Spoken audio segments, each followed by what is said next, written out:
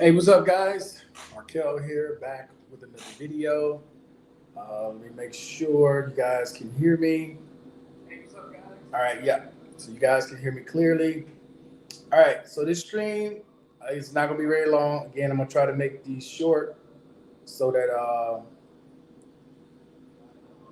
everybody can get it in. Don't want to be too long with these streams. People be wanting me to put in cliff notes and stuff like that. So it's like, okay, let's just make them short. All right, what's going on, Howard? How you doing, man? Mr. B, how you doing today? Let me wipe this lens. Looking a little foggy. That's much better. Mr. Scott, how you doing today? Okay, so I want to answer some Q and A's that were left behind. Do some Q and A's, questions that were left behind on different videos. The most recent one I got was from a vet who's getting ready to move to Thailand. They want to know how does it work with FMP. Now I've done several videos and I answered your question, but each country is different. Okay, and a lot of the countries that are south of the U.S. they offer a third-party service. If they don't have like any other facilities, they'll have maybe a third party service that you can go to that you can sign up for and use that service. Or you can do everything on your own. Now, where you're going to Thailand, I'm not aware of any other service they have in Thailand. You're pretty much going to have to do it on your own. And you can get some help from the embassy when it comes to filing a claim. Okay. But when it comes to your overall health care, you are on your own. And before you purchase anything, I don't care what it is, I don't care if you even service connected for it, discuss it with the Foreign Medical Program. Do not take it upon yourself to just buy it and expect them to reimburse you. I always tell you guys, always talk to FMP before you make any purchases. That way, whatever way they tell you to purchase it, because they have different ways that they do things, okay? I'll give you a clear example. I wanted to purchase a new CPAP. All right. I was going to buy it from Amazon. I called them to make sure I was going to get reimbursed for it.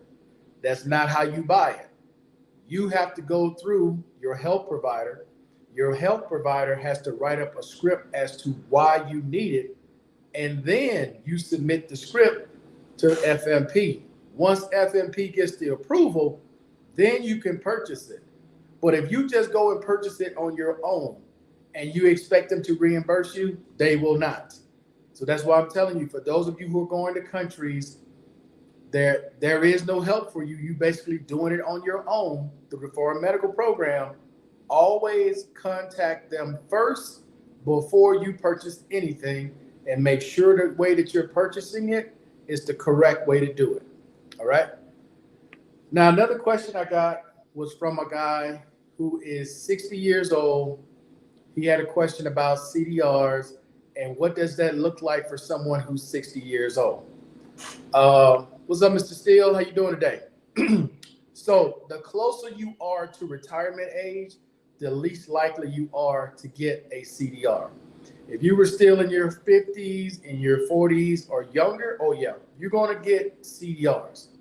Quite a few of them, to be quite frank with you. But the closer you get to retirement age, the least likely you are to get a CDR. Okay? That's not to say that they won't give you one, maybe 2 years from now. But since you're so close to retirement age, I wouldn't really worry about it.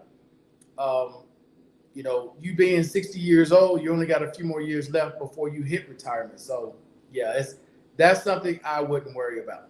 All right? Now, I wish Mike Loving Freedom wasn't sick so I can bring him on to discuss this one, all right? And I want to give a shout out to T-Mix who left information about insurance. I want to give a shout out to MT who left. There's a lot of females who watch the channels that leave information for you guys for alternatives for insurance. For alternatives, if you have, you've already signed up for SGLI, things that they're doing. And a shout out to Mr. B. Mr. B left information about you getting $10,000 worth of insurance from the VA for free. You guys should read the comment section. There's a lot of good information in the comment section to help a lot of you guys who have no life insurance at all of how you can get $10,000 worth for free. Okay, I'm telling you, the comment section is full of veterans who leave info for you veterans to try to help as many of you guys out as possible. You all should take advantage of that and read the comment section. Not only that, the community page. I try to leave as much information as I can to help you guys, regardless of where you are in the world, with information for veterans in different countries. So I just left a post for veterans who are in Germany. They got a virtual network that can help you there, as well as, was it Thailand? I think it was Thailand was the other one where they have a virtual network where they can help more veterans. So I would say again, you guys, please read the comment section. There's a lot of people in there leaving great information. Okay, now there was a veteran. Her name is Irma. She left information regarding where I was talking about going to school while you're on Social Security. And she reminded me of a form that Social Security sends out right before they do a CDR. It's called a, don't quote me on this, I might be saying it wrong, but it's something like Social Security Form 45S, I believe is what it's called. On that short form, because they have short forms they send out and they have long forms. You guys who've been through CDRs know exactly what I'm talking about. And in that short form, I believe it's in the short form, they asked you, have you attended a university? Have you attended any school? Have you been to any trade school? Now, let me help you guys out who are attending school while you full-time getting Social Security. There's no point in lying. Do not lie and say you're not attending school. You got to remember who Social Security is. They're the federal government. How are you going to school? More than likely, you're going on the GI Bill, or you're going on voc rehab, or you're going some kind of way, right? Some kind of way through the government. So it makes no sense to lie to these people. And where people get caught up, and again, I wish Mike wasn't sick so he can come on and tell you, because he talked to his counselor. As soon as I got my letter, I talked to Mike about it, and I asked him, how did he qualify for some of these things when they just told me straight up, because I'm 100% P&T, because I got a caregiver, and because I'm on Social Security, I don't qualify to go to school, period. I'm unemployable. So I was like, all right, cool, glad to know. And I'm curious, like, well, how are these other people going to school? They're not telling people. They're not telling anybody. They're just assuming because they got the GI Bill, right, that they can just go. And I want to be clear with something before I continue. There is no policy with Social Security that says you can't go to school. There is none. There is no policy for vets who want to use their GI Bill to go to school. There is no policy per se that says you can't go to school when you're 100% P&T, or you can't go to school if you're deemed unemployable. There's no policy out there that says that. However, just like with everything else in the military, just because it's available doesn't mean you should do it. Here's what I mean by that, okay? Social Security is a whole separate entity, right? Social Security is based upon you being 100% disabled. You either are or you're not. Where the VA does percentages, Social Security is 100 or nothing, right? Okay. And as I mentioned before, you got to look at it from the government standpoint. You told us you can't work.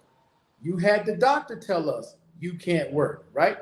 So therefore, we're going to pay you this money based upon the fact that you cannot work anymore. Well, I want you to think about people who go to school full time. I'm not saying quarter of the time. I'm not saying part time. I'm saying full time. How many hours do you spend going to school full time in a week? If you look at that from that standpoint, like if you can sit here like right now for 3, 4, 5 hours a day and attend virtual classes, why can't you go to work? That's going to be the question, because they can see that you're going to school. There's no point in saying you ain't going to school when they know you are. But when you're looking at this monitor for 4 or 5 hours a day, you're doing homework, right? And then you're probably attending a bunch of other classes during the week. If you can do that every day, why can't you go to work? See, that's where the CDR is going to come in with Social Security. Now, I put out a post on the community page dated September of 2022. where they have charged veterans who, knowing that they were doing something wrong, where they were using the GI Bill, collecting Social Security, going to school full time, and the VA ended up putting some of them in jail, and some of them they end up making them pay all that money back. Now I'm telling you guys this because do not take it upon yourself to just do stuff without talking to people and asking them first. I always tell you guys, I go directly to the source. Do not just do it because somebody else says they're doing it and they've had no issues. Well, you got to remember, the U.S. government is massive. It takes a long time before they get to everybody else. And when they get to them, it's when they least expect it. All right? So again, I'm not saying you can't go to school. I'm not saying you shouldn't apply to go to school. What I am saying is talk to whoever you're getting paid from to make sure that what you're doing is the correct way to do it. That's all I'm saying. Dark, what's up? How you doing? Living in Mexico. Prosper for 2023. Yeah, absolutely, man. Happy New Year to everyone, in case I forgot to say that earlier. Okay, so the last question that I got was a question about the clothing allowance. Is it too late to file an appeal? Yes. If you're talking about filing right now, yes, it's too late. I believe after you get the decision letter, which I don't know when you got it, but I believe you have anywhere between 60 and 90 days to respond. I got to look that up. I don't want to tell you wrong, but I believe you have between 60 and 90 days to respond to file an appeal, right, on your clothing allowance if you were denied. Because it happened to me this year, okay? I got denied on one of my clothing allowance because they said there was no medical evidence that showed I still used one of my knee braces. And I'm like, what? And I had just got an increase on that very same knee 2 months earlier to them making that decision. Here's the thing, and this is for you guys, especially who live overseas. Whatever you're doing here in another country, I'm just not saying just here in Medellin, Colombia, but whatever you're doing in another country, do not assume your medical records, even though you may be going to see a third party. And I keep calling them third parties because that's what they are. They're not part of your U.S. government. Whatever you're doing with those third parties, that medical record does not go to the embassy. It doesn't go in your VA file. You have to put that in there. I'm going to repeat that. I don't care if you're in the DR. I don't care if you're here in Colombia. I don't care if you're in Panama or anywhere else. There's a third-party service. If you don't keep track of your medical records, if you don't have a file that you put them in and submit them to the embassy or submit them to the VA, the Department of Veterans Affairs have no idea any of that stuff you did in these countries even exists. It is up to you. When you leave the U.S., when you're not in U.S. territories and you're being seen in another country, it is up to you to keep track of your medical records. And for you to submit those medical records to the Department of Veterans Affairs. That is the only way they're going to know you're still being seen, you're still getting your medications, you're still being seen by a psychiatrist, because other than that, they have no idea. The only thing that they know was the last time that you were seen there. This is what was going on the last time you were seen. So hopefully that's clear, okay? Because none of these third parties can submit your medical records to the Department of Veterans Affairs. They don't have a portal to do that. They don't. Just being honest, they have no way to submit. The VA is not going to just take random records from some company that you're seeing that they haven't verified. So you have to be the one to keep track of all of it and submit a file. Get yourself a some kind of memory card, whether it's an SD card, whatever. Keep that information on a card or keep it on whatever form you want to keep it on, and then submit it to the Department of Veterans Affairs. When it comes to Social Security, you're going to have to do the same thing. Some of you guys are going to have a CDR. When you have that CDR and Social Security say, okay, we need a copy of your medical records, they're going to go back to the VA where you told them, gave permission. They're going to go back to the VA, and the last thing they're going to see is the last time you were in the States. You, again, are going to have to submit all those records from whatever company you're seeing or whatever doctor you're seeing to Social Security. Okay? Hopefully that's clear, man. When you live, it's a big responsibility, guys. When you leave the U.S. and you move to another country, there's a greater responsibility on you, the individual, than it is when you're in the States.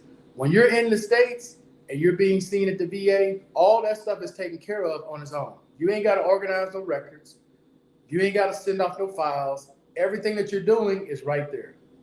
But when you move to another country, other than the Philippines, that's the only exception. The Philippines and U.S. territory. When you're moving to these other countries, people assume because they're getting seen by someone that says that they veterans, this, that, and other, that stuff goes to the VA. It does not. None of it does. Because they're not part of the U.S. government. They can't just submit things. They can only hold it, you request it, and now you got to submit it. That's how that works.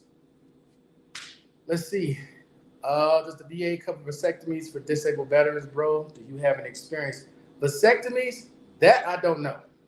Were you talking about in the States or overseas? Because in the States, you just talk to your doctor about that. I'm pretty sure they would. I'm almost positive they would because they used to do damn sex changes at the VA. And I'm almost positive they will. I'm pretty sure they will. As long as you, your service connection is higher and if you're at least 50% or above, talk to your primary care doctor. If you're in the States, I'm pretty sure they'll cover it. Overseas, I can answer that one for you. No. Unless you're already service connected for it, no. They're not going to cover that overseas. No. Ain't happening. But in the States, they probably will. They probably will. Okay. One last thing I want to talk to you guys about before I get out. Okay. You guys are aware of all of the cost of living increases that have been affected all around the world. All right. Not just in the United States. It has a trickle-down effect. It's affecting everyone all over the world. All right.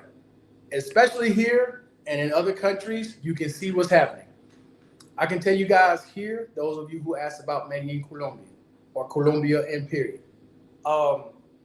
There's been so many changes that are happening here. There are a lot of companies that are leaving. There are a few new companies coming in, but there are far more companies leaving, and that's because of the new rules and because of the taxes that are getting ready to come out.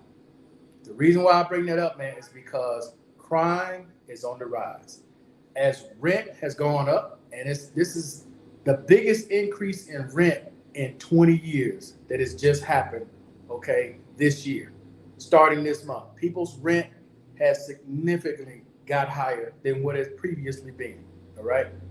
Not only that, man, crime is more on the rise here. If you're planning on coming, you got to be more vigilant than ever. You got to pay attention to your surroundings more than ever because as things get higher, more people get desperate. More people are looking to take whatever opportunities they can. And unfortunately, it's just, more tourists are being robbed. Okay. There are more occasions of people just being outside, drinking coffee, guy get off a motorcycle with a gun, go right for them. It's happening. Okay. There's no way to sugarcoat that. There's no way to not tell you that because it's happening every day. You see social media posts, you see it in the news here, you watch it on TV here. This is happening more frequent now. All right. So I say that, man, to say that it's just not in this country. It's going to be in a lot of other countries because people are struggling. They were struggling before, and now with the increase in rent, food, taxis, everything across the board went up here. I can tell you airline tickets. I was supposed to be going to Bucaramanga this past weekend. Didn't go. The party I was supposed to go with, man, the damn ticket price almost doubled. They went from about first class seats about $100 to almost $300 a person. So it switched very quickly. Now that could also be a product of the holidays, but the next month, because I already bought them for next month, it's much cheaper than it is for this month. But across the board, man, things have gotten a lot higher. And I'm sure you guys can see that in the States as well. I've already had friends and family complain from what they were paying and what they're going to pay now, a big difference. My rent increased about $100 here, which is still far cheaper than someone trying to come here right now that's never been here. They're going to end up paying about $350 to $400 more than what I'm currently paying for the exact same place. So uh, pay attention to that, man. That's going to be something that's coming.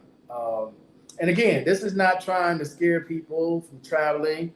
I rather just tell y'all the truth instead of you walk into a situation you're not aware of. You at least know what the situation is when you get there. All right. Now, are there any other questions before I get off, man? Again, I don't want to make these real long. I want to come on and make these short, to the point, and people can get this information and do whatever they want with it from that point. All right, guys. So if nothing else, guys, that's going to be it for this video. I appreciate everybody watching as always. And until the next time, which I see no questions, I am out. Peace. Enjoy the rest of your day.